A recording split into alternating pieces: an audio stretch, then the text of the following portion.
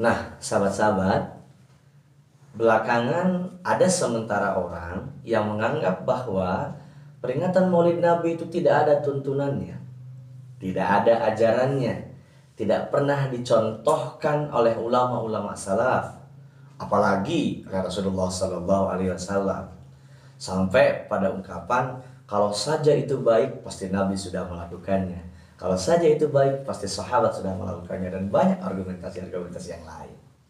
Nah, di sini Sayyid Muhammad mengutipkan pendapat dari para ulama-ulama kenamaan mengenai Maulid Nabi.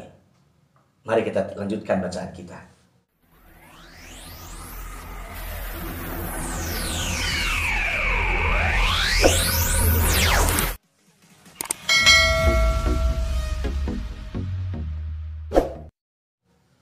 Qaulul Hafidh Ibn Hajar al-Asqalani.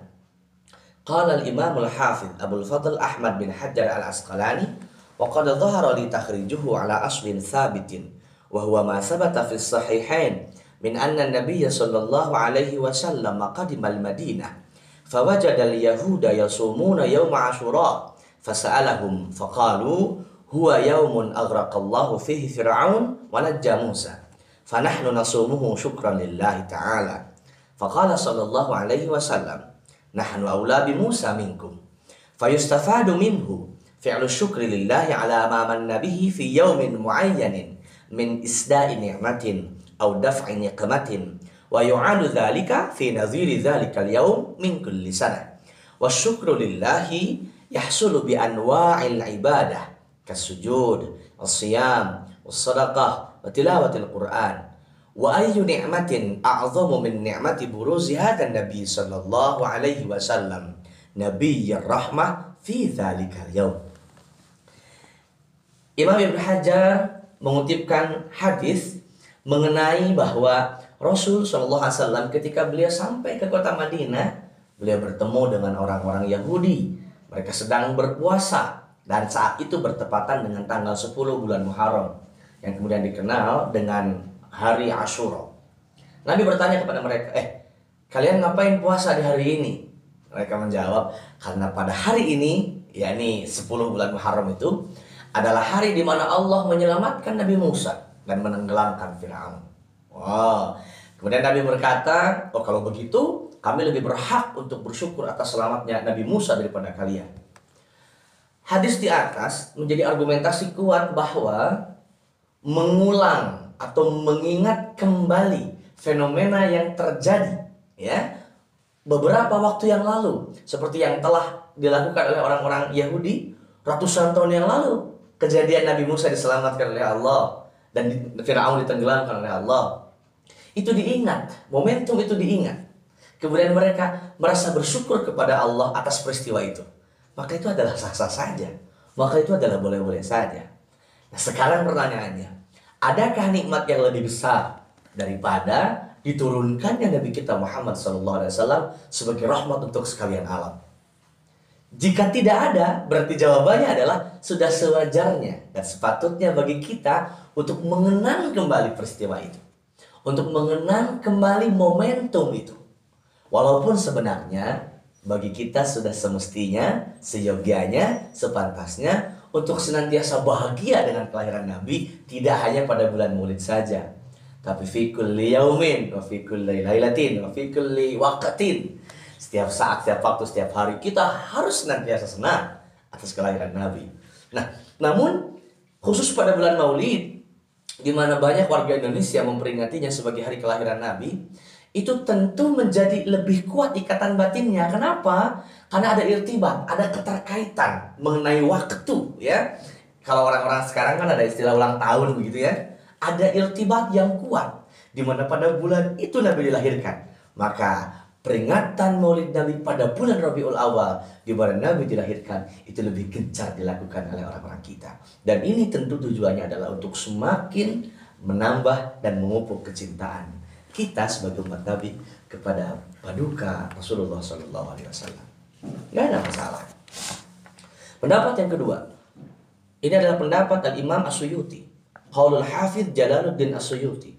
Wa qala al-Hafidh As-Suyuti wa qad dhahara li takhrijuhu ala aslin akhar Wa huwa ma akhrajahu al-Baihaqi an Anas radhiyallahu anhu anna an-nabiy sallallahu alaihi wasallam aqqa an nafsihi ba'da an-nubuwah ma'a annahu qad warada anna jaddahu Abdul Muttalib aqqa anhu fi sabi'i wiladati wal aqiqatu la tu'adu marratan thaniyah fayuhmalu dhalika ala anna alladhi fa'alahu an-nabiy sallallahu alaihi wasallam izharun lisyukri ala ijadillahi iyyahu rahmatan lil alamin wa tashri'un li ummati fayustahabbu lana aidan izharu syukri bi maulidihi sallallahu alaihi wasallam bijtima'il ikhwan wa it'amit ta'am wa nahwi dzalik min wujuhil qurban wa izharil masirrat.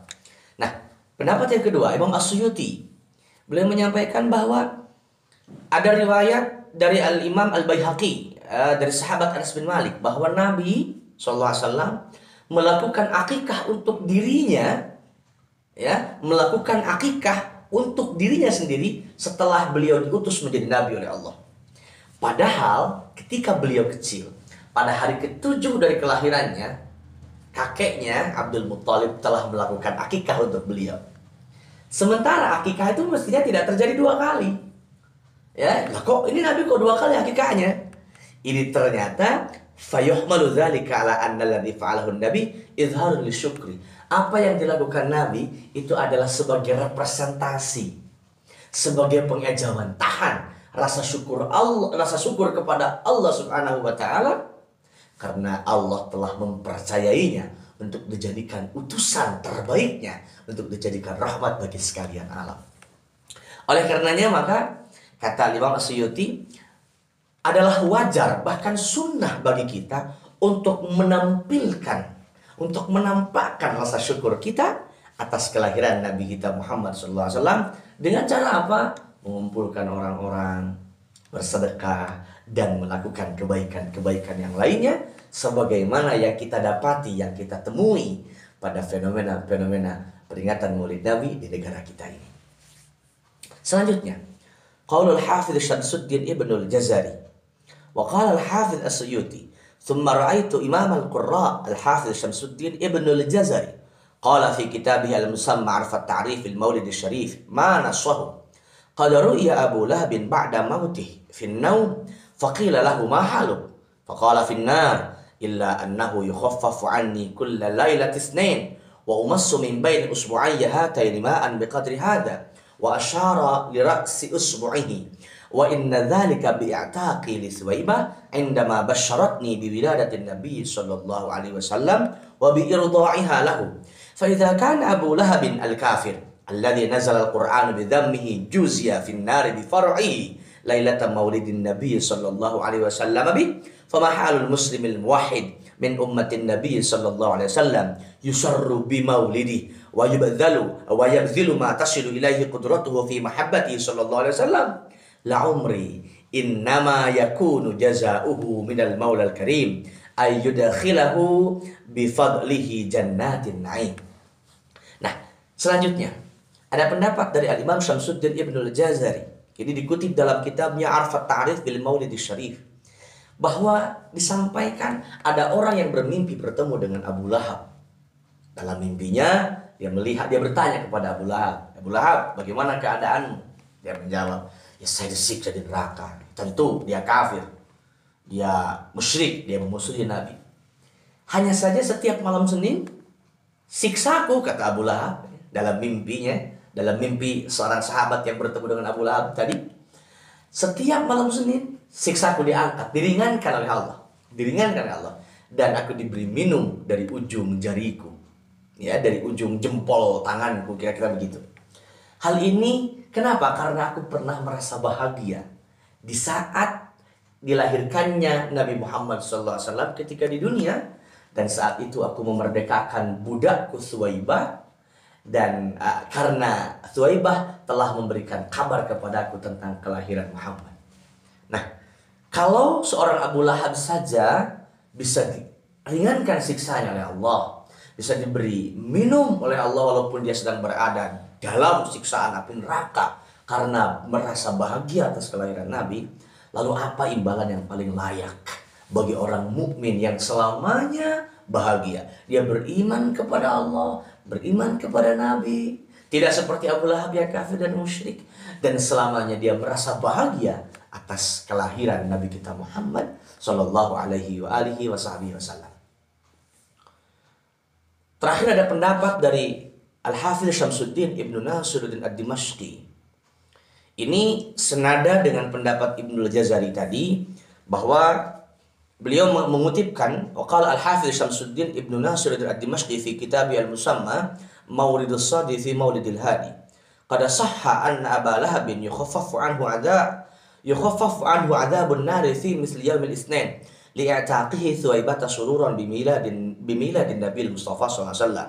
Thumma anshada idza kana hadha kafiran jaa dhammuhu bitabbat yadahu fil jahimi mukhallada ata annahu fi yaumil Itsnain daiman yukhaffafu anhu lis-sururi bi Ahmada fama dhannu bil 'abdi alladhi tula umrihi bi Ahmada masruran wa mata muwahhidan.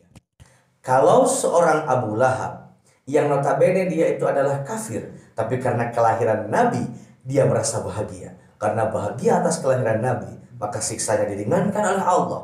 Lalu bagaimana dengan nasib orang-orang yang beriman seperti kita, beriman kepada Allah dan Rasulnya, lalu bahagia dengan kelahiran Nabi sepanjang hayat kita? Tentu balasannya adalah surga dari Allah Subhanahu wa taala. Semoga. Amin ya rabbal alamin.